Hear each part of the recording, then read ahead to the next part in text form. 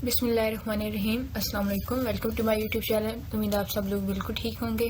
आज के वीडियो में हम लोग करेंगे CS 409 final time preparation. Most important जो क्वेश्चन है फाइनल टाइम के हिसाब से वो हम लोग डिस्कस करेंगे। इसमें से कुछ क्वेश्चन जो हैं वो हमारे पास्ट पेपर्स में जो रिपीट हुए थे वो है, कुछ जो हैंड आउट से इम्पोर्टेंट थे वो मैंने यहाँ पे लिखे हैं। उम्मीद आपको वीडियो अच्छी लगी होगी। तो चलते हैं क्वेश्चन की तरफ। जो फर्स्ट क्वेश्चन हमारे पास वो है, write down structure of SQL. SQL का स्ट्रक्चर लिखे तो उस स्ट्रक्चर में आती है कमांड्स आती हैं, क्लॉजेज आते हैं, ऑपरेटर्स आते हैं, डाटा स्ट्रक्चर आते हैं। ये चार स्ट्रक्चर जो हैं वो एसक्यूएल के हैं।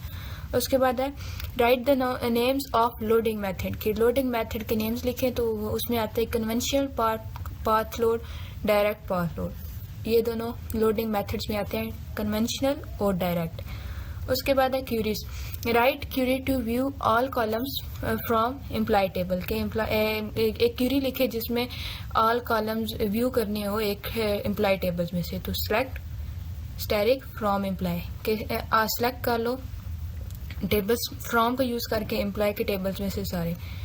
तो जो CS 409 का पेपर होता है ना, उसमें मोस्टली आपके MC क्वेश्चन आंसर क्यूरीज भी आती हैं। मोस्टली क्यूरीज आती है, लॉन्ग में भी आ जाती है, शॉर्ट में भी आ जाती है। अगर आपके 5 क्वेश्चन होंगे तो उसमें से मोस्टली 2 to 3 जो क्वेश्चन होंगे वो आपकी क्यूरीज के रिलेटेड होंगे। तो आपने क्यूरीज एक दफ़ा सही करके जानी है। जो इसका प्रैक्टिकल वाला पेपर है वो तो बेस ही क्यूरीज पे करता है, उसमें से तो आती क्यूरीज है। तो आपने ये क्यूरीज जो है वो उनको ध्यान से करना है। आप CS 403 अगर पढ़ी हुई हो तो उसमें ये क्यूरीज एंड पे हमने सीखी थी, तो वो उसी से रिलेटेड ही है। उसके बाद है 5 phases of predefined role के 5 फेज लिखे प्री डिफाइंड रोल्स के। तो उसमें आता है प्रोजेक्ट के स्पॉन्सर्स आते हैं, उसके प्रोजेक्ट के मैनेजर आता है, फिर टीम लीड आती है, फिर क्वालिटी एश्योरेंस स्पेशलिस्ट आते हैं, फिर प्रोजेक्ट कोऑर्डिनेटर आते हैं। उसके बाद आपने बताना है 5 पर्पजेस ऑफ पैकेजेस। पैकेज के 5 पर्पज कौन कौन से हैं। तो इन PLSQL a package is a schema object that contain definition for a group of related functionalities कि एक पैकेज स्कीमा ऑब्जेक्ट होता है जिसके अंदर ग्रुप्स की डेफिनेशन होती हैं उनकी फंक्शनैलिटीज़ के रिलेटेड। अच्छा, अब ये पर्पजेज है, इसमें उसके वेरिएबल्स आते हैं, कॉन्स्टेंट्स आते हैं, कर्सेस आते हैं, एक्सपेक्टेशंस आती है, प्रोसीजर्स आते हैं, फंक्शंस और सब प्रोग्राम्स आते हैं, और ये कंपाइल और स्टोर होता है ओरेकल डेटाबेस में। उसके बाद जो 6 हमारे पास वो है write a query to view simple and complex view of data table कि आप एक क्यूरी लिखें जिसमें आप व्यू करें सिंपल और कम्प्लेक्स टेबल को। तो create view simple view as select column 1 column 2 from table name. तो ये एक क्यूरी थी, ये क्वेश्चन आपका पास पेपर में से था, तो फिर इसकी क्यूरी लिखी है यहाँ पे। उसके बाद जो हमारे पास नेक्स्ट है वो है write data types of synonyms with respect to PLSQL are given data types in second column. तो ये भी आपका पास पेपर से क्वेश्चन था, तो आप अपने हैंड आउट से ये टॉपिक थोड़ी रीड करें। सिनोनिम्स के रिलेटेड है PLSQL में, तो वहाँ से क्योंकि ये थोड़ा सा लेंथी हो जाना था, तो आप एक दफ़ा वहाँ से अपने कॉन्सेप्ट क्लियर कर लें कि सिनोनिम्स PLSQL में किस तरह या डाटा टाइप से किस तरह यूज़ होते हैं। तो ये कॉलम की फॉर्म में आपका आया हुआ था। उसके बाद है SQL क्यूरी लिखें जहाँ पर आप सिंपल और कंपोजिटिव व्यू बनाएं। तो वो create view simple view as select employ ID first name last name department from employees. उसके बाद जो आपका 9th क्वेश्चन है वो है write down reason for dropping indexes के इंडेक्सेस को ड्रॉप करने के रीजंस लिखें। तो वो है application do not use the index to query the data कि एप्लीकेशन ने इंडेक्स को यूज नहीं किया डाटा की क्यूरी करने के लिए।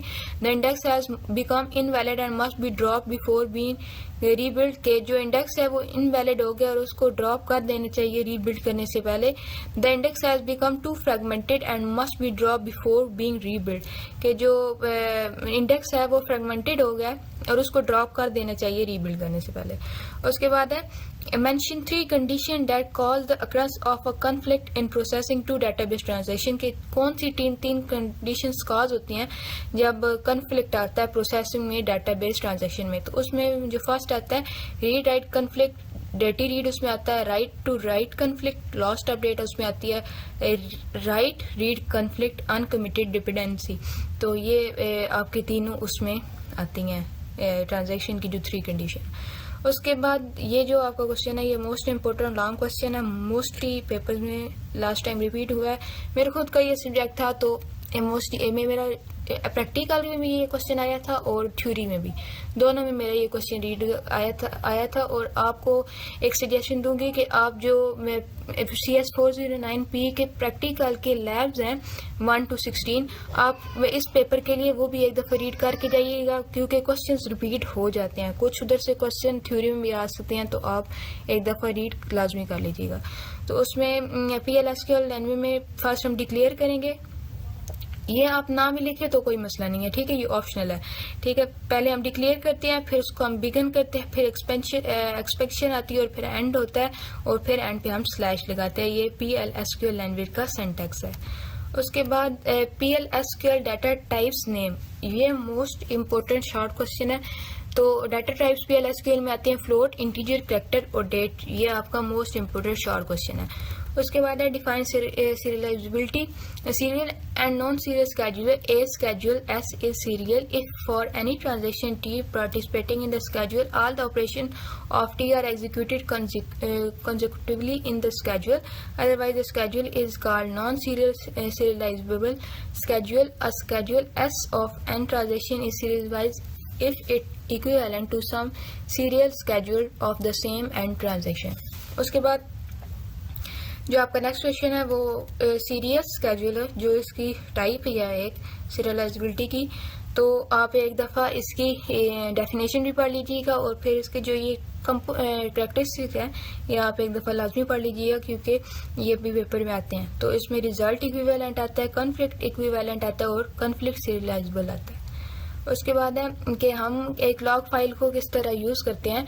तो उसमें क्या होता है कि all permanent changes to data recording की जो चेंजेस होती हैं परमानेंट डाटा में, वो उनको हम रिकॉर्ड करते हैं। उसके बाद जो अनटू चेंजेस होते हैं उनको हम पॉसिबल करते हैं। और अब एक क्रैश हो जाता है तो सर्च लॉग बैकवर्ड होती है, उसको हम फाइंड करते हैं फाइंड लास्ट चेक पॉइंट पे।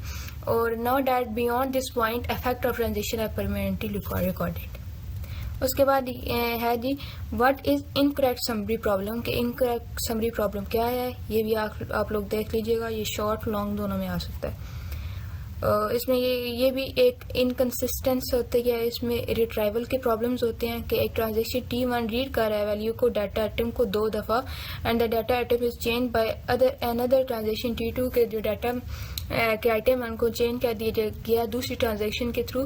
तो इसके between the two read operation T1 assess 2 different values for its to read operation of the same data type atom। उसके बाद पूछा गया है कि शॉर्ट क्वेश्चन में आपका आ सकता है कि डर्टी रीड प्रॉब्लम क्या है। तो ये एक प्रॉब्लम है जो अक्सर होता है जब एक ट्रांजेक्शन अपडेट होती है डाटा आइटम में और डाटाबेस के, और जो ट्रांजेक्शन फेल हो जाती है किसी वजह से, तो इसकी क्या वजह थी कि लेकिन वो अपडेट करता है लेकिन एसएस की प्रॉब्लम की वजह से वो ट्रांजेक्शन फेल हो जाती है।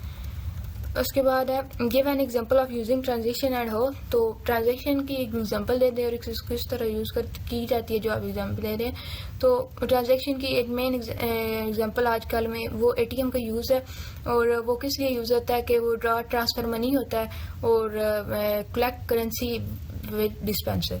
उसके बाद डाटा पम्प्स के मोड्स वो आप लिखें, तो उसमें इंटायर डेटाबेस भी आ जाता है, स्कीमा लेवल आ जाता है, टेबल लेवल आ जाता है, टेबल स्पेस लेवल आ जाता है, ट्रांसपोर्टेबल टेबल स्पेस लेवल आ जाता है, लॉजिकल बैकअप आ जाता है ओरेकल यूटिलिटीज के साथ। उसके बाद है write down requirement for DPITR।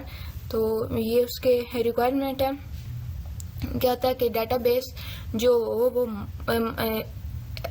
अर्चीव log mode में रन हो रहा हो। उसके बाद जो बैकअप होते हैं वो सारी फाइल्स के हों, ऑल डाटा फाइल्स के हों before the target scan and DPTR are achieved. और रीडो लॉग जो होते हैं वो periods between the scan of the backup and the target SCN। उसके बाद कंप्लीट रिकवरी और इनकम्प्लीट रिकवरी में आपका डिफरेंस आ सकता है। तो कंप्लीट रिकवरी अप्लाइज होती है सारी रीडो चेंजेस पे और जिनमें अचीव्ड और ऑनलाइन लॉग्स भी होते हैं, और जो इनकम्प्लीट होती है वो सारे ऑल डाटाबेस पे पॉइंट इन टाइम रिकवरी पे ये अकर होती है। तो ये आपने एक दफ़ा इनका डिफरेंस पढ़ लेना हैंड आउट से ये मैंने सारा कुछ दिया है, सिर्फ क्वेश्चन जो इम्पोर्टेंट थे वो लगाए हैं और बाकी सारा कुछ आंसर वगैरह हैंड आउट से ही दिए हैं। उसके बाद है जी लॉजिकल बैकअप ऑफ स्कीमा क्या है।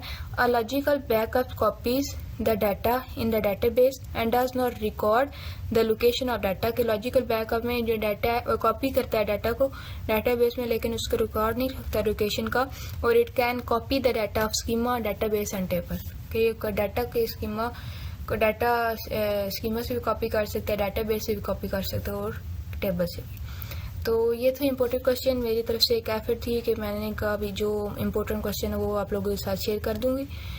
बेस्ट ऑफ लक सबको पेपर के लिए। अल्लाह ताला सबको कामयाब करे। आपके पेपर इंशाल्लाह बहुत अच्छे होंगे। दुआओं में याद रखिएगा। अगर चैनल पे नहीं हो तो चैनल को लाजमी सब्सक्राइब कीजिएगा। अल्लाह हाफिज़।